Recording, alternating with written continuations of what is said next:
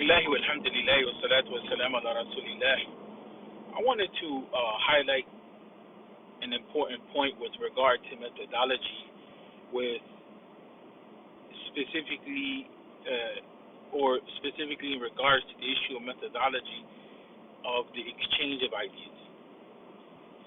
One of the most problematic things that we see, specifically when it comes to the issue of some of our brothers from the Salafi da'wah, who are really in many ways at a low level of knowledge when it comes to even understanding the Salafi methodology itself. We haven't seen a good many people that are able to bring out the principles of dealing with different ideas from a theoretical Salafi perspective. And here, what I am referring to mostly is dealing with the issue of what the philosophical, theological, methodological orientation of Ibn Taymiyyah. Because without Ibn Taymiyyah, you're not going to be able to have a solid discussion on these issues.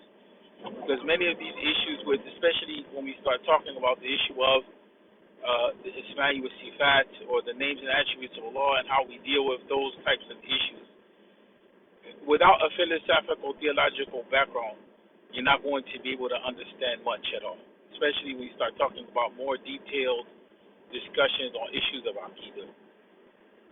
Because that is, in reality, an academic discussion. But the mistake that's made is to make certain things foundational which are not foundational. What's necessary in Aqidah is the basics when it comes to the issue of the Shahada and the issue of the 6 articles of faith, and some very basic ideas with regard to who Allah Tabaraka wa Ta'ala is.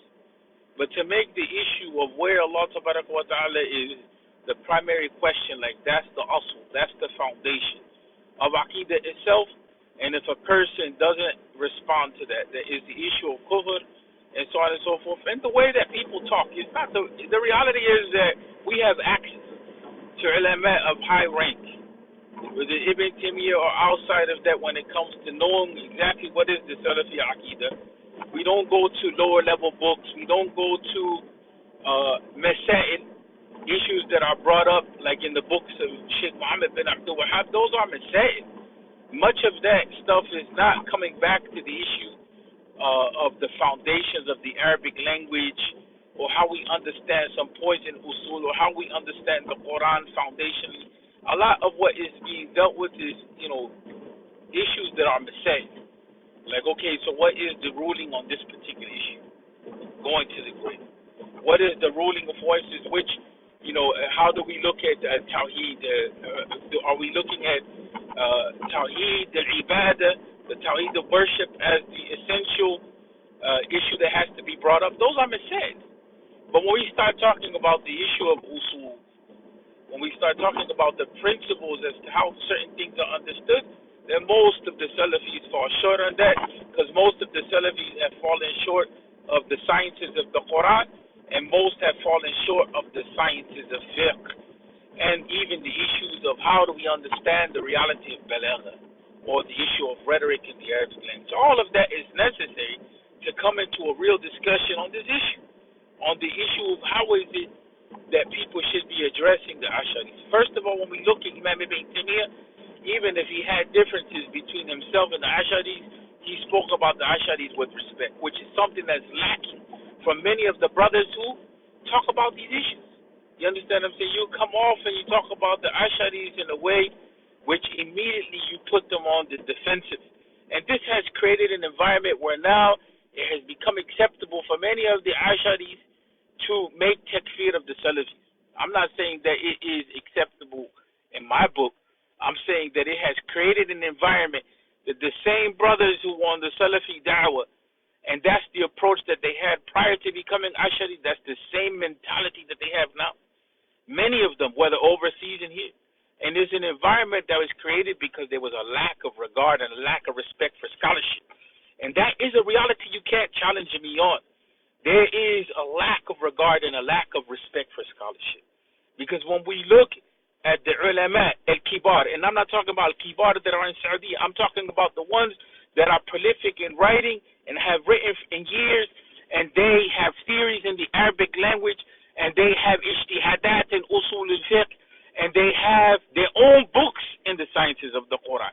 They're not explaining the books of Ibn Taymiyyah, they're not explaining the books of others, but they themselves wrote in these sciences at a proficient, high level. We have to respect knowledge where it's at. We have to respect that there's degrees and levels of knowledge. You understand what I'm saying? And even in this regard, many of the ulama in Saudi have failed, because many of them are very weak in the sciences of the Quran itself. That's something that's factual. They just started to talk about the sciences of the Quran in recent times with some depth because of the Mahad al-Tafsir. Even when it came to the issue of the Qira'at, even when it came to the issue of Tafsir and all of that, everyone knows, if you look at what Sheikh or Dr. Abdul Karim al-Khudair has said, in Saudi, those were issues that were not barely dealt with at all, period. And so when we start talking about the interaction between the Salafees and the Asharees, the types of interactions that we see are very low level, and out of respect for the hood, I don't want to say ghetto, but I want to say they're very low level and very coarse, lacking in adab. I don't want to say ghetto out of respect for the hood itself, because the behavior that we see amongst people of religion, it won't be a behavior that's acceptable even in the hood. If you bring that type of behavior in the ghetto, in the hood itself, it may put you in a situation where you may be in serious trouble, because it lacks regard and respect. And so then what is to be expected from people that claim to be from the people of the Sunnah, from people that are supposed to be people of high regard and high adab? Don't say that you're defending the deen of Allah tabaraka wa ta'ala, because if you're defending the deen of Allah tabaraka wa ta'ala, you don't go directly to attack a person and to belittle them and to call them names that take away from their dignity. That in itself goes against the principle of the Sunnah itself and how the Prophet Muhammad sallallahu alaihi wasallam dealt with people. Do you see that the Prophet sallallahu alaihi wasallam went to the people of Shirk, which we will consider to the highest degree of problem? Do you see that he called them names? Do you see that he went and he belittled them? There's no precedent for that. So that type of precedent that comes with the issue of belittling groups and others and peoples and individuals and so on and so forth, that type of precedent comes in this age, or it comes from a select group of people in the past. But the reality is that the ulama, the way that they dealt with issues, يعني هو كان يعني أنت تقدم دليل أنا أقدم دليل. And when we're talking about dalil, we're talking about usul. We're not talking about a specific ayat from the Quran or a specific hadith. We can run on that angle all day long. But what do you do when it comes to the issue of التوفيق بين الأدلة? Right? And كيف ترفع التناقضات? Right? That's something that's important. وكيف تتعامل مع الترجيحات? You know, how is it that you're going to deal with ayat which seem to contradict each other? How do you reconcile between them? How do you say this one is stronger than this one in terms of the dalalat, in terms of the way that the language is expressed? You know, that's all issues that come back to the issue of the principles of the Arabic language, the principles of how we deal with the evidences, the principles of how we deal with the issue of rhetoric, the principles of how do we explain things.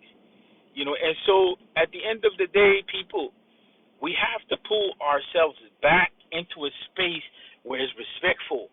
We have to be respectful to ourselves and to each other from the angle of what? Know your place and your station in ilm.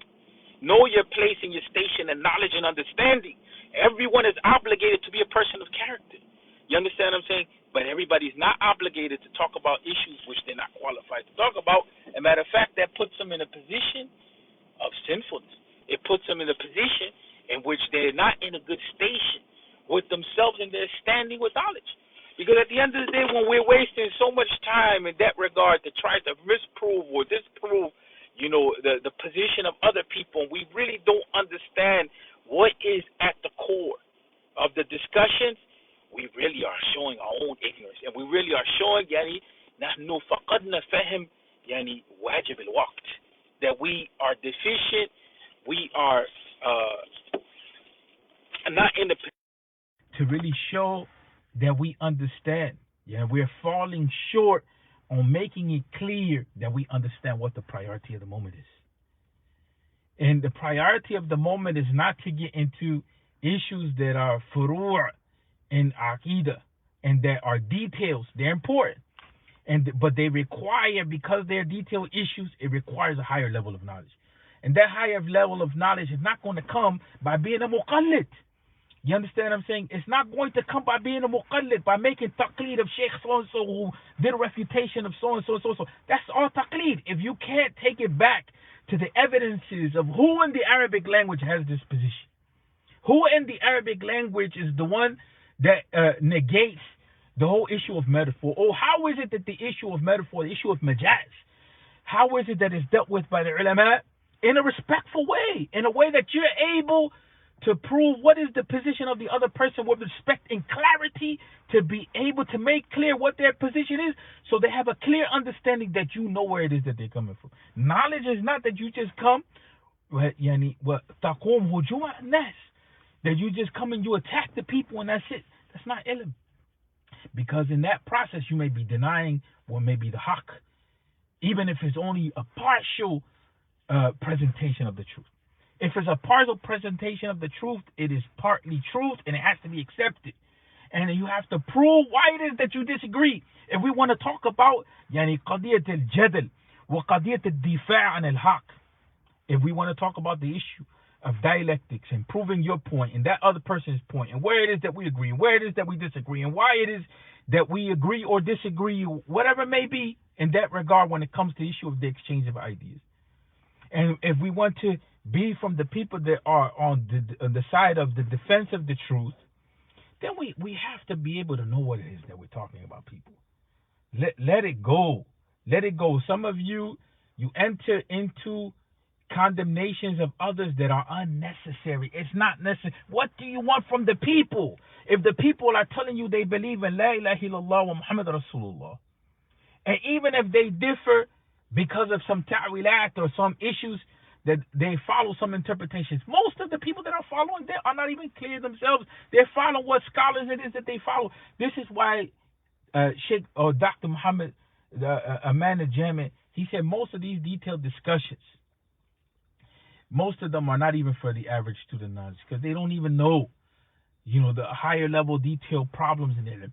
And so both of the Asharees and the Salafees, they create these problems at today's time by bringing into the public issues which people don't have a framework to deal with. That doesn't mean those discussions can't take place, but the reality is that most people, you can tell by the way that they discuss and they exchange ideas, they really deeply don't know what it is that they're talking about. Because in order to be able to have a real grounding on that, you have to know some principles in logic. You have to know fundamentals in Arabic rhetoric. You have to have some understandings of Quranic sciences. You have to have some understandings of how it is that usul al-fiqh is dealt with and treated. You have to have some grounding in ilm al-kalam. You have to have some grounding in philosophy. Who from the tulab al-ilm, from the Asharees and the Salafees, is grounded in all of that type of stuff? That's the reality at the end of the day. Who's grounded on all that stuff? Who has the understanding that a lot of the terminology which went into ilm al-kalam was coming out of the philosophy of Ibn Sina and so on and so forth? And who has the ability to unlock that? And don't say that, okay, fine, that's why we deny or that's why we negate ilm al-kalam, because Imam Ibn Taymiyyah rahmatullahi alayhi, all day, every day, he's talking about logic, he's talking about philosophy, he's talking about points in the Arabic language. Imam Ibn Taymiyyah is talking about ilm al-kalam, is talking about philosophy, he's talking about all that stuff. There's no way that he would get to any point of being able to have a position that's opposed to a Razi or Ibn Sina or Ibn Arabi or any of that, if it wasn't that he didn't study all of that and came to some sort of conclusion. So most of the Salafis are not in that realm at all, period. Most of them are stuck on silsilat, al-maktu'a and ala yad Sheikh Muhammad bin Abdul Wahhab. You're just following a series of books where Sheikh Muhammad bin Abdul Wahhab rahmatullahi alayhi wrote, and that's all you're on. You understand what I'm saying? And any higher level discussions are not there.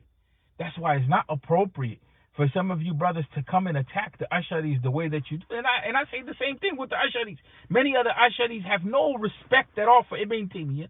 At one time, many of them were followers, of the Salafi da'wah. They flipped around and today they become Sufi and they still have the same aggression and the same, approach to knowledge. It's an approach to knowledge which is not rooted and really being scholarly. And that goes on both sides. But in this case, some of the things that are coming from some of you, you cannot make something foundation which is not foundation. You can't make something from the usul of Aqidah which is not from the usul of Aqidah. So this insistence on where is Allah Tabaraka wa Ta'ala and this type, that is not from the usul of Aqidah. Do you have to know that in order to come into the deen of Islam? Do you have to know that in order to what? To find salvation with Allah Tabaraka wa Ta'ala? You know, is that the shahada to the deen now? Or is that the criterion that you have established to test people? And there was a group of the Asharees that did something similar from their angle. The Sanusiya movement, they had the same problem. You understand what I'm saying? So it is an extreme. This is one of the reasons why alGhazali and others, they have criticized the way it is that people approach these issues. And even Imam Ibn Taymiyyah himself did not have that methodology. And I know that for a fact from studying his methodology. You understand what I'm saying? From seeing what he wrote about the Sufis themselves directly with ulama, from seeing how it was that he dealt with the Arabic language, from seeing that how he called the Asharees Ahl Sunnah, right?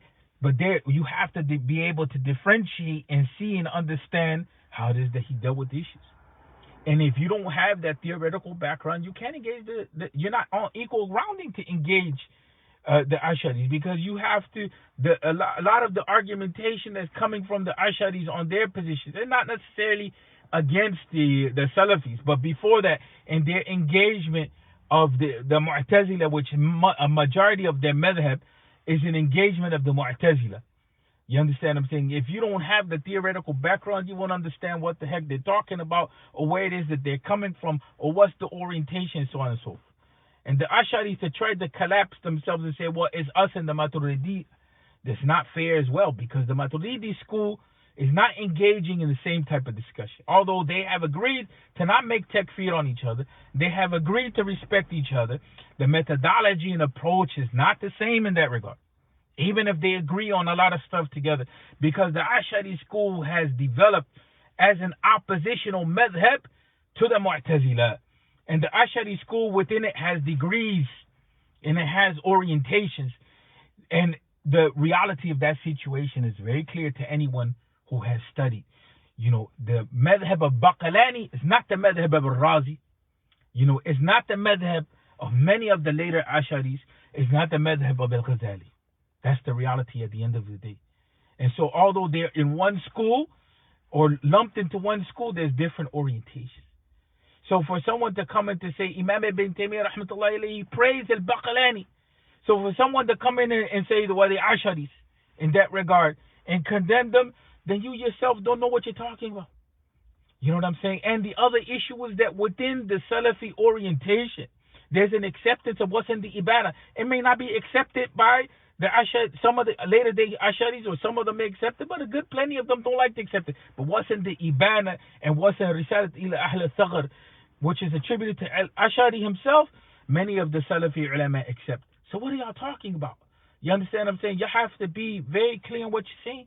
And it's the same problem when you go to some of the explanations of Fiqh al-Akbar and so on and so forth. You will see some positions that are talked about when it comes to the issue of you know, Allah Tabaraka wa Ta'ala Stawal al-Arsh, but you find it overlaps somewhat with the Salafi da'wah in today's time. And so some of these Aqidah discussions are useless because they're not getting us anywhere as far as understanding anything. It just puts us in an oppositional framework. And then you don't even know why you're opposing the other person. You don't know if it's based on the issue of the Arabic language. You don't know if it's the issue of how you deal with the ayat of the Quran. You don't know if it comes back to how you relate the hadith. You don't have any usul, no principles to guide you on the issue. So is the khilaf, is it coming back to the Quran? Is it coming back to the Sunnah? Is it coming back to the issue of the Arabic language? What is it coming back to on a fundamental level? And as long as you can't answer those questions at the level of usul, whether it's the usul of the Quran, or whether it's the usul of the Arabic language, or whether it's the usul al-fiqh, because the issues overlap. If you look at the history of Imam Ibn Khaldun when it comes to the issue of ilm al-kalam, and you look at how it is that he talked about the issue of qiyas or analogy, and how it was introduced into kalam itself, and if you look at what Ibn Hazm said about that, then you know that you can't be a person that dispenses with understanding thoroughly usul al-fiqh to enter the discussion. And that's why some of the brothers, when they come, they talk about that they're masters of Aqidah and so on and so forth, masters of Ilm and Kalam from the Ashari side. Say, well, we don't see your usul. We don't see you knowing how to deal with usul. Because if you were dealing with usul from the beginning, especially when it came to these issues on how you treat the Asma'i wa Sifat, you will have a very clear understanding that this goes back to whether metaphor exists in the Arabic language or not. Don't get caught up about who said what and this and that. The issue is principles. And that's the unfortunate side. That's the Ashari side toward the Salafi side. Up to now, they're not clear that Imam Ibn Taymiyyah disposed of using logic, right, to when it comes to the issue of building terminology and mafahim or concepts and so on and so forth. So of course it's going to get you a different end result, because Ilm al-Kalam is stuck on the issue of dealing with terminology based on logic. In other words, they have to use logic to construct terminology. And Imam Ibn Taymiyyah wrote a whole book on that. Imam Suyuti abridged it. It's in the English language. If you go back to the book itself, you will have an understanding when Ibn Taymiyyah against the Greek logicians that Ibn Taymiyyah is not operating from the same system. So if you can't come to that awareness from the beginning, you have no entry into the discussion. And I'm talking about the Asharees themselves. Many of these brothers.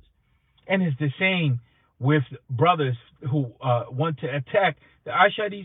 If you don't understand where it is that their foundations lie and their principles lie, and you're just rooting yourself on what some sheikh said about what they said, and you know that they lie on the law and this, that's not an ilmi approach at the end of the day. So I'm leaving it with that. And with saying this, we have to ask Allah Tabarak wa Ta'ala for understanding. Academic discussions at the end of the day are not going to save us from anything. You understand what I'm saying? Unless there's some spiritual benefit to it, and you know, it just remains at that. It just remains dispute, and it remains debate, right? And so we have to learn how to separate between those issues. Yeah, academic discussions have consequences in other realities, but at the end of the day, the Prophet Muhammad ﷺ brought enough of teachings which are simple and clear for people to say that the deen of Islam at the foundational level, we all agree. If you go against that, whether you're Ashari and you're Sufi and or Salafi, if you go against that level of clarity that the foundation of the deen of Allah Tabaraka wa Ta'ala is clear, and you try to make the foundations of the deen of Allah Tabaraka wa Ta'ala unclear, and you try to say that we don't agree on these issues, then basically we're just stuck on the issue of takfir. Because at the foundational level, all of us are agreeing with each other on certain key ideas in Aqidah. But when we make it so estranged that the other group, we say, no, they're not with us. When we get to that level, that's when we've lost our way. Because then we no longer want truth to exist for us as a jama'ah of believers. What we want is the truth to just be that which we possess. And we are put ourselves in a damaging position, because it means we're blinded to seeing that where is the common ground between us, right? And any real scholarship, what it's doing is bringing out where the actual common ground is, and where are the differences, and why is it that people are different before coming to a conclusion of saying this person is right or this person is wrong. And the unfortunate part of what we're seeing is, like I said, many of the Salafis, when it comes to these high level discussions, don't know what they're talking about. And at the end of the day, when it comes to the Asharees, you see very few people teaching Faisal Tafriqa, where Imam alGhazali rahmatullahi put clear guidelines on who you can make takfir about. And if you go to Faisal al-Tafriqa, which some have translated on the boundaries of theological tolerance, that's how it is, one of the translations in English. If you go back to the Faisal, you'll see that Imam al-Ghazali is preventing the Asharis from making takfir on the Hanbalis, and is calling out the Hanbalis on making takfir on the Asharis. And that brings us right back to the point, teaching us what? That we have to understand what are the principles that take people out of the deen, right? And within that framework, he lays it down. And you're not going to see that Ibn Taymiyyah is just throwing every Ashari out of the deen. It's impossible for you to be able to find that, because that's not his approach. You understand what I'm saying? Where there's truth, he accepts it. Where there's not truth, he doesn't accept it. So we shouldn't go beyond the boundaries of the ulama, the kibar ulama, on issues that are necessary. But that's what we see. We see people want to push the envelope on the issue of takfir. And I admit it. Admit that you opened the door to takfir. And that's where we should repent from, because we should be very careful in calling other people kafir. You understand what I'm saying? That's the issue in which a lot of us, we become negligent in. We do it sometimes by mistake, sometimes intentionally, sometimes out of ignorance. But whatever, you understand what I'm saying? It's better to make a mistake when it comes to a person before Allah Tabaraka wa Ta'ala and keep them in the fold of Islam versus taking them outside of the fold of Islam with a judgment. يعني الأخطاء في القضاء يعني شيء خير لنا بدلا من أن نكفر الناس. It's better that we make a mistake in judging people, right, than making a takfir on people, because the issue of takfir is serious. And what it does is it destroys the standing of that person before the community itself. Be careful, people. And some of you are doing that. On both sides, we're seeing that. You're making takfir to Ibn Taymiyyah, and that means everybody that follows him, consequently, according to your logic, is a kafir as well. Because if Ibn Taymiyyah is a kafir, and people are ascribing to Ibn Taymiyyah, and we shouldn't have to follow that type of approach, or we shouldn't have that type of orientation, but unfortunately, un poquito sí. Claro. So that's the issue that we confront at the end of the day, people. That a lot of times we don't know what it is that we're talking about, and neither do we want to have respect for each other. So what kind of brotherhood is that? What have we done with the beauty of the religion of Islam? I'm a heart-to-heart, emotional level. You have to ask that. Is it that serious that you don't know what you're talking about, but you're ready to quick to push people out of Islam and to deprive them of your love and your brotherhood? That's the unfortunate part, the dehumanization aspect. There's a lot to be said on that. More coming between Imam alGhazali's minhaj and Ibn Taymiyyah's minhaj. More coming on this. We're going to come at this from the angle of knowledge, but at the end of the day, we have to remember what?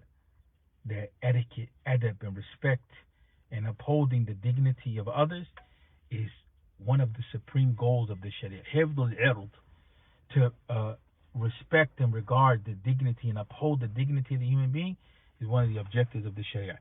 And if it's one of the objectives of the Sharia, that means that it's based on qat'i evidence, meaning that you can't go against that evidence. There's no way that you can argue against it from right or from left or from top or bottom. You can't challenge it. You can't challenge what's qat'i in the deen in that regard. And so if that's something that's qat'i in the deen, then why is it that we don't embody that lesson? We should be operating with people, even with the unbeliever, with dignity. With dignity. Idfa' billati hiya ahsan is the minimal, that how we should deal with those who we disagree with, who don't believe in the same thing that we believe. And what about those who are claiming at least la ilaha illallah at that level? How should you deal with them? Assalamu alaikum.